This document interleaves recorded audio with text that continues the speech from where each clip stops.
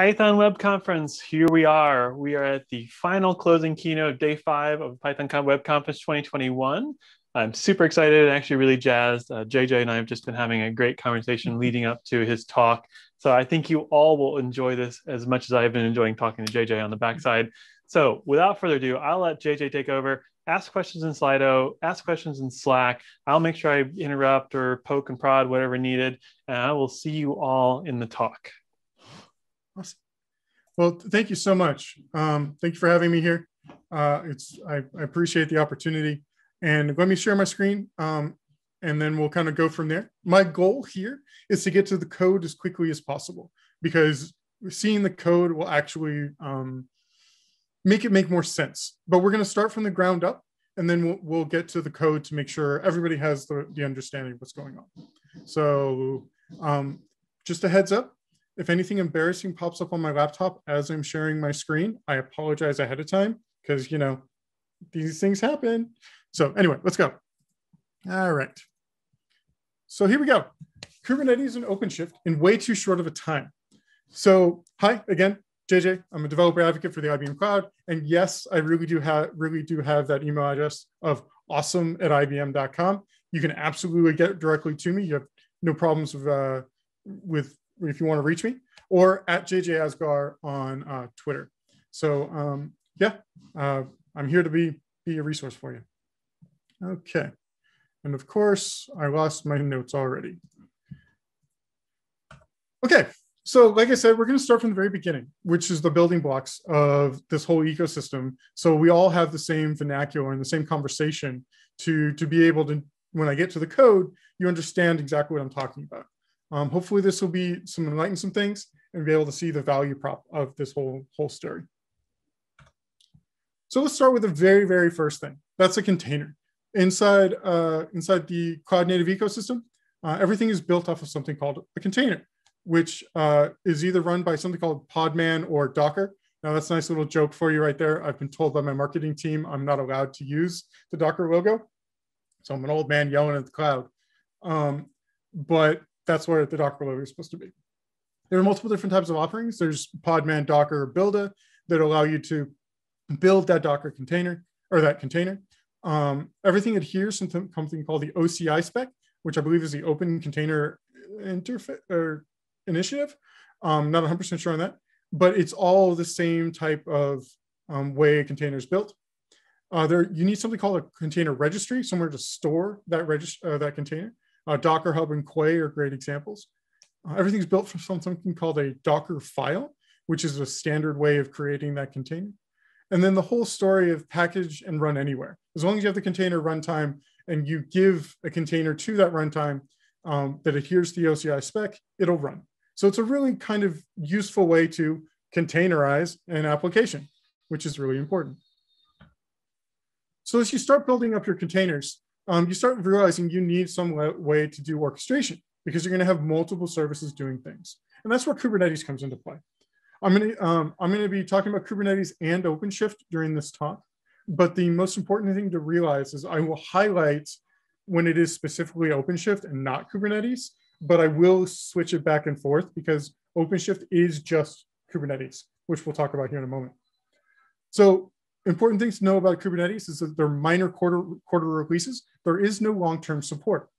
Also, the community is the main support mechanism of Kubernetes. Don't miss though that there are platforms that run it, like IBM IBM Kubernetes Service, which is the T-shirt I'm wearing. Just saying.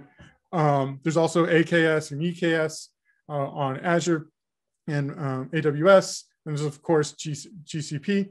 But the upstream version of Kubernetes is actually open source and community supported. There's a very limited core framework and very limited scope that Kubernetes actually does. The easiest way to kind of anchor Kubernetes in your mind, that's a naval joke, hopefully somebody giggled, is that you need to think of Kubernetes as just an API to compute.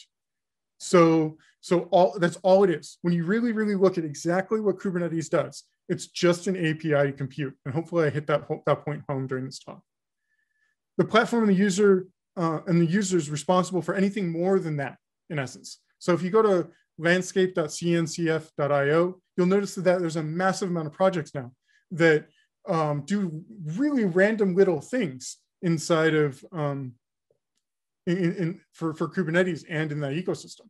So you are responsible to do that. So you have to pick and choose what services you want to run to make Kubernetes do more.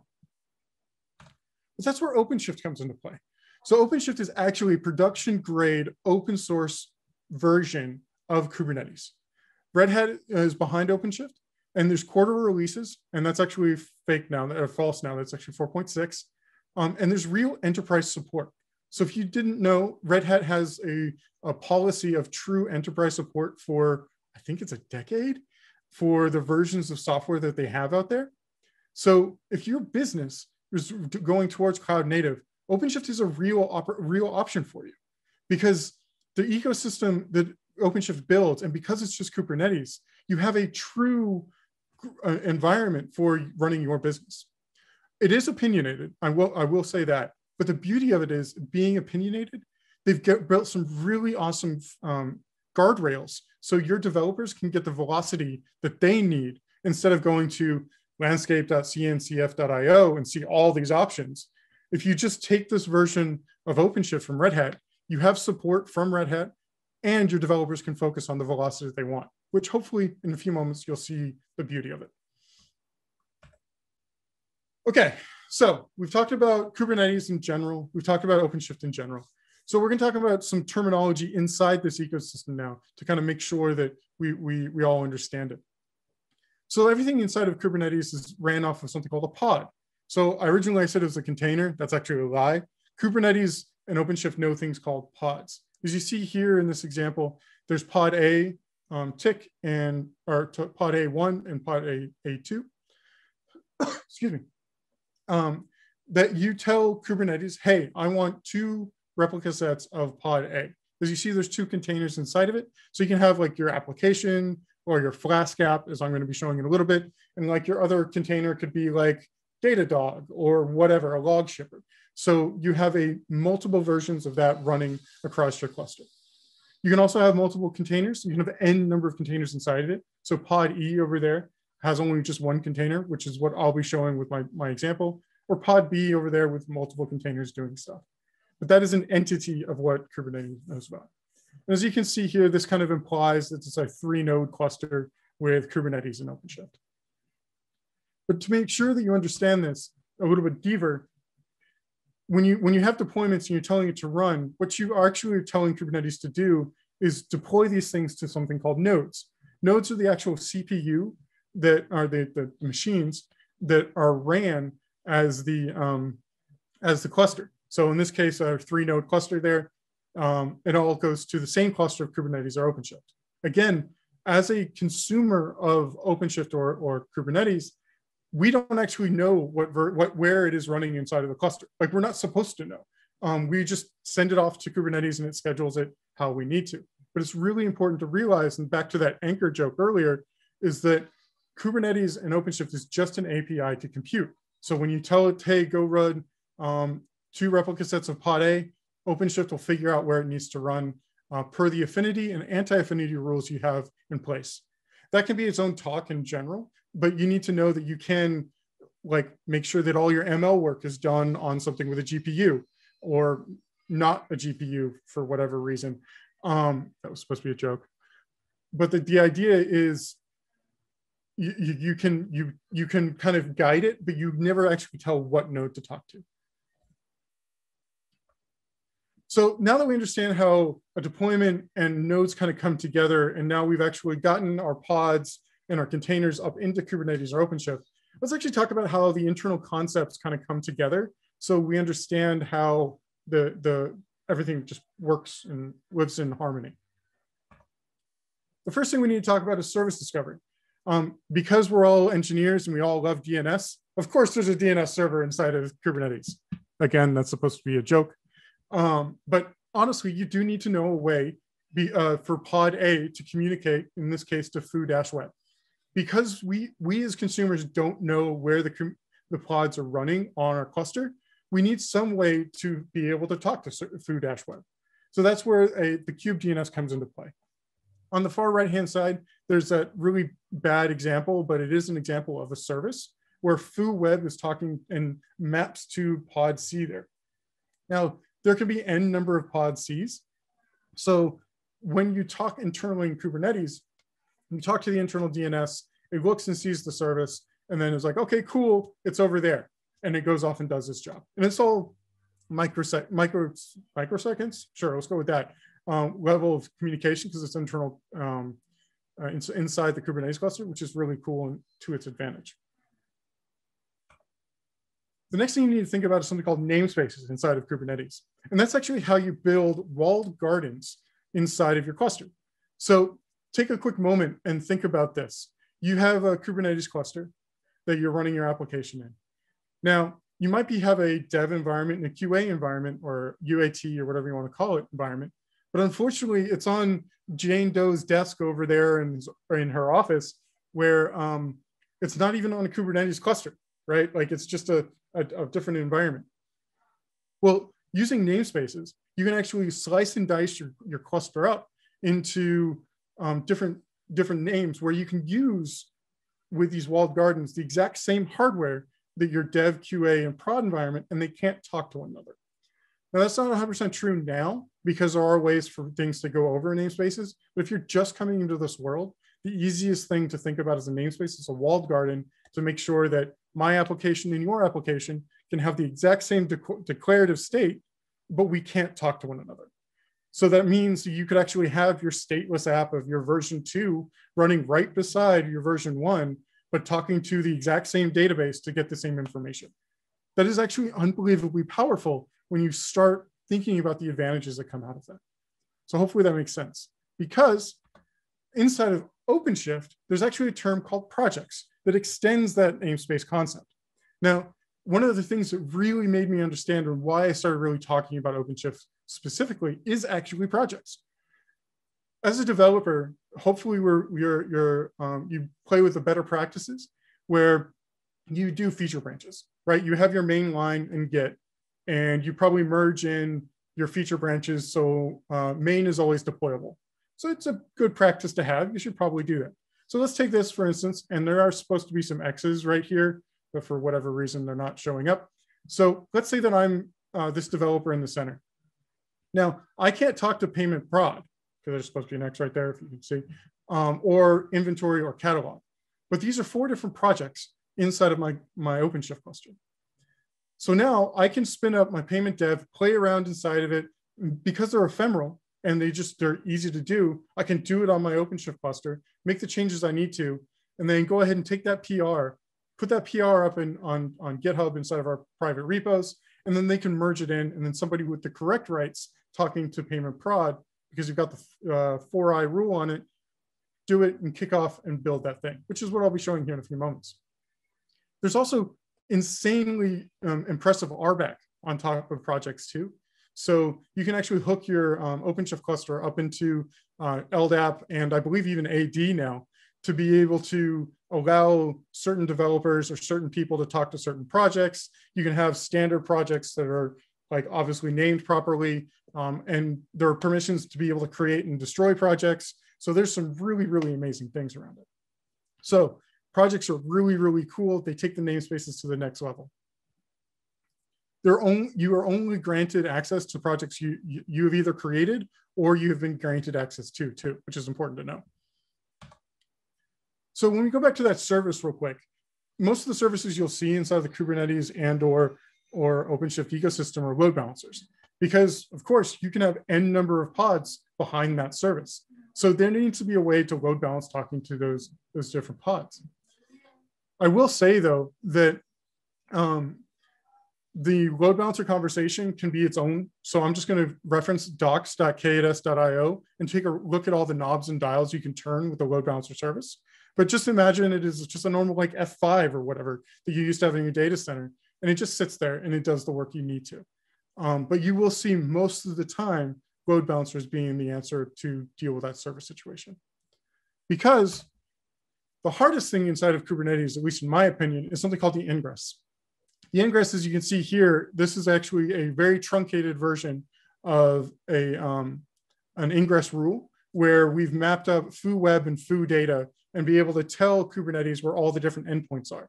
And that's really important. It becomes very static over time. You still have to edit a YAML file, make sure you got your spaces right, and Kubernetes will yell at you all the time if you get those things wrong. So it's challenging.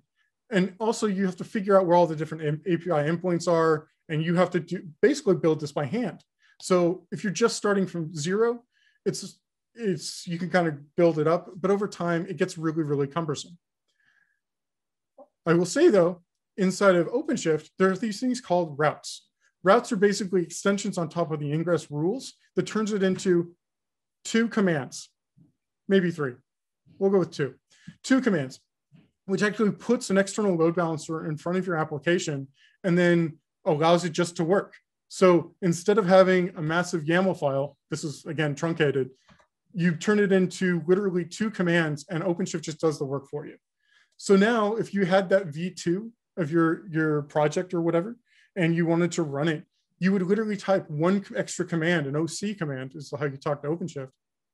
And it opens up the route for you could be a private way, it could be a public way, it doesn't matter. And it just works. And you'll see that here in a moment with the examples I'm going to be doing.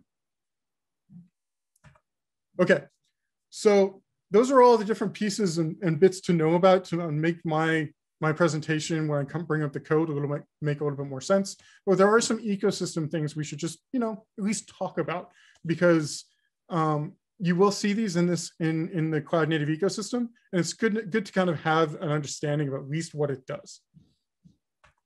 The first thing we should talk about is Helm. Helm has honestly become the de facto package manager. It's not a package manager, but it's the best way to understand it, to do applications on top of Kubernetes or OpenShift for that matter. There is a world of something called operators that are coming out through OpenShift, but that's kind of out of scope of this conversation. But if you'd like to know more about them, please reach out to me and I would love to be able to talk to you more about operators. But Helm is just a package manager. It's a way to standardize getting those deployments together to run whatever application you're looking for. The open WordPress. The WordPress example for Helm is actually really, really comprehensive, and you understand how all the different pieces come together if you walk through it. It is a templating language built off of Go, where you'll have to learn how that works too. But if you're just consuming and just trying to get an application up running inside of Kubernetes or OpenShift, Helm is 95% of the way to go.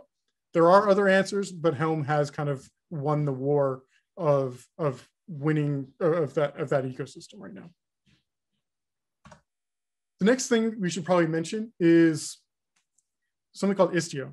Istio is something called a service mesh. Now, if we go back to the beginning of this talk where I was mentioning when you start moving from 1 or 2 microservices, and then you need a way to run it and you need an orchestrator with Kubernetes.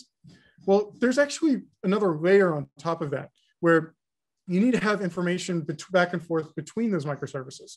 You need ways to do circuit breaking and things like that. Or if you have a cluster that goes across the WAN, because you can have Kubernetes clusters now that go across WANs, you need secure communications between it.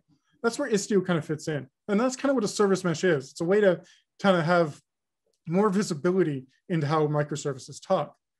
The challenge though is that, first of all, it's way out of scope for this conversation because we're not going to be playing that deep. And it's still a budding kind of world because it's hard. But you will notice that Istio has kind of won that story too. There are 2 main out there. One's called Linkerd 2, I believe, and then Istio. IBM, Google, and Lyft have all invested heavily inside of Istio. And if you start playing in this ecosystem, you will quickly realize you need something like a service mesh. And I strongly suggest spending your time with Istio. And finally, just to kind of talk about the ecosystem, let's talk about Knative. So the whole world of serverless is exploded since over the last year alone, because people are starting kind of wrapping their head around the idea of being able to scale to 0, right? Where you don't always need that service running to do the thing. So that means you can use those either the compute time for other things, or in this case with Knative, which is the serverless platform on top of Kubernetes, you now can use that cluster for something else. So imagine the service that you only run maybe after Black Friday or something like, or not Black Friday, yeah, Black Friday for returns or something like that. Knative using serverless is actually a really good use case for it, because your cluster could be doing something completely different, but then when your returns start coming in and they tickle a specific API, it spins up the containers it needs to run that job as a serverless app. I'm still working on that metaphor, but hopefully we kind of get that point across. So hopefully that's cool and I get a thumbs up. Obviously I have my presentation up, so I can't actually see if there's any questions or anything, but we're going to play with some code now. So hopefully we're all kind of on the same page. All right. So again, if anything embarrassing pops up as I have my screen shared, I apologize ahead of time. Okay. So I'm an IBMer. So of course I'll be using IBM Cloud. If you've never seen it before, this is the IBM Cloud interface to OpenShift, or at least this is the way to see the cluster.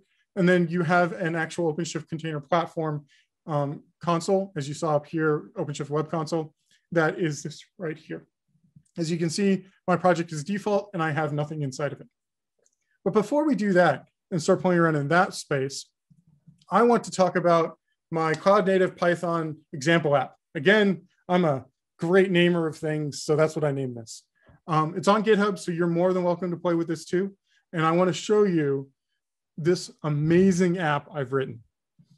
And it's called app.py, and it returns something that I was working on earlier, which was Code Engine, and it says, hello, Code Engine. Obviously, this is only V1, but at least it does something, right? So there we go. It's a very simple Python app that uses Flask to return just a text string. And that's important to know. So let's actually emulate what we would do as a developer to work with OpenShift. So if I go back to my screen right here, and I have the same stuff here, I do a git pull to make sure everything's up how I want it to be. And I haven't changed it to main yet. I'm bad, I know. Let's go ahead and be bad. And I'm going to go ahead and say, hello, Python web conf. Seems pretty reasonable, right? So if I go ahead and do git status, that's the only change that I needed. Git add period, git commit, Python web conf. So I went ahead and made that change. Now, normally this would be on its own branch and things like that. And I would probably do a Docker build period, because I have a Docker file there. I want to make sure that Python 7 Slim works. It does all this stuff to install. This should only take a second. Don't make a liar out of me. Maybe. Just thinking about it. Well, while that's going, we just go ahead and check our code over here. And there we go. We got our hello web conf. Once again, I'm just working with me on my local machine, talking to GitHub right now. And to prove again to the container story, this is going to be me containerizing this application to make sure that it does what I want it to do. It's still going. So let's actually wrap this up, or let's get OpenShift to know about this infrastructure right now. So I'm going to create a new project. As you say, you can create whatever I want. I'm going to call it Python web conf. I'm going to go ahead and create it. And there we go. Now I'm in my own little namespace or project inside of my OpenShift cluster. There's multiple ways of doing this. I'm going to go ahead and do from Git, where I'm going to go back to my public GitHub repository. I'm going to take this HTTP link right here. I'm going to drop it in as this URL. It's going to validate it. And if hopefully you saw it, it already figured out that this is a Python app. So already OpenShift is like, oh, you're just doing a Python app. Cool. Make that happen. I believe it reads the Docker file in it to figure it out, but that's just a side. As you can see here, we need a name and we need a name. We'll do Python app, and we want to create a deployment. And again, about that route earlier, this is literally the checkbox to make sure that route happens. So if I go back over to my, here we go.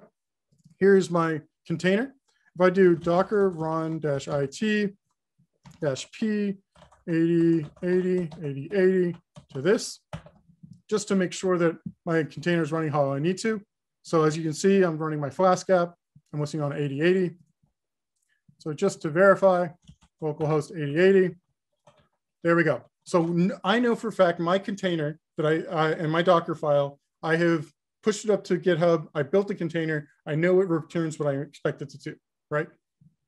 Now, if I go ahead, and we saw actual communication there. Now, if I go back over here and I go ahead and create this right here.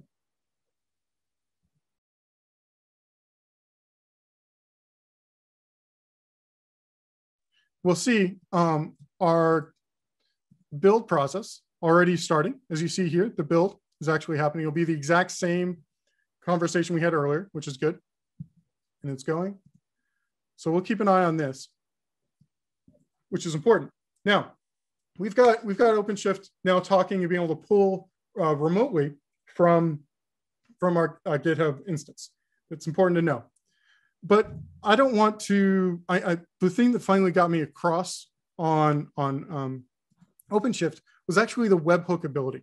So if you look into this build and details, webhooks come by standard for inside of OpenShift. So I can take this URL secret right here, and I can go back to my GitHub repository, and I can go into webhooks, and I can add a webhook. And of course, the story of my life here, go ahead and put that in there. And I can go ahead and paste that URL just from earlier down here. In here, I have to change it to JSON because, reasons. And I can go ahead and add a webhook. Already, I've got a green checkbox. So now that means now GitHub knows about OpenShift, right? So when anything changes on the GitHub repo side, it'll tickle that API and do something new. And that's important to know. Let's go back to this. And we should now have our build complete. And we can actually go to this route. And we should see,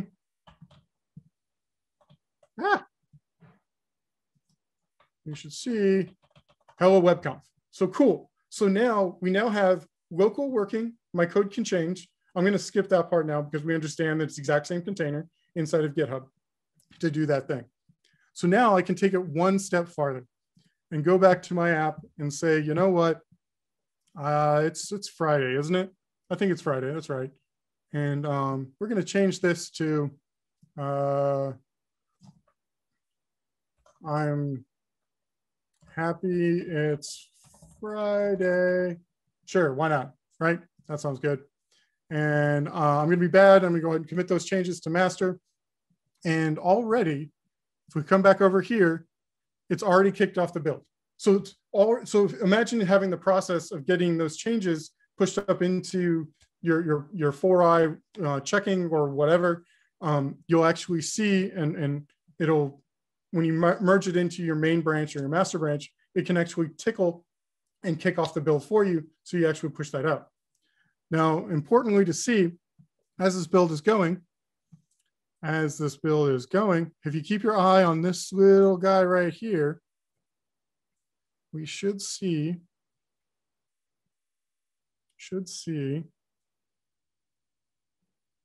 maybe.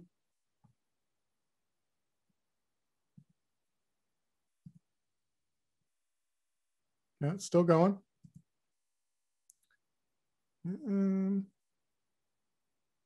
Maybe. While that's going, good pull. There we go. There's our changes locally. As you see, I'm happy it's Friday. Still running. It's because we're watching it. That's always the problem, right? Always the problem. There we go. It's complete. As you saw, it did a rolling build. So it actually built the container up on behind it. So if you have services you need to start or check that API or ports are open or whatever, you can actually put checks inside of it to do it in an intelligent way. And now we've rolled that out. So we can go back to our exact same URL earlier, and I can refresh and say, I'm happy it's Friday. Yay! So that's it. Like, that's it in a nutshell, which is really, really cool, right? You take that moment and you walk your normal process of building that container, and then you push that container up into, and it builds it on the actual machine. So I didn't even push it to Docker Hub or Quay or whatever. I pushed it specifically to this actual OpenShift in its own internal registry. So even though I mentioned you need something like Docker Hub or Quay at the beginning for a container, OpenShift comes along with its own registry. So you have all your code inside either on your source code on GitHub, and then your actual coding or your containers are actually on the actual built locally on the OpenShift cluster. So if I go ahead and bring up one last slide piece over here, and hopefully that works. And then, oh, I guess that's it. So yes, hopefully this inspired you to at least look at OpenShift in a different way. You can do all these commands also with the OC command. I'll bring this up here in a moment. OpenShift CLI. Give me 2 seconds here. So there's some really amazing documentation around it. It runs with every single major operating system, and you can do all these same commands using OC apply, OC projects, and things like that. I did it through the GUI because I wanted to show off that webhook, because now it empowers your developers to focus on getting the code out. Now we don't have to worry about the infrastructure underneath it at all, because it's OpenShift.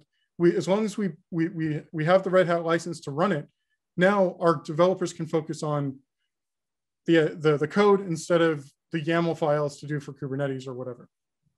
So yeah,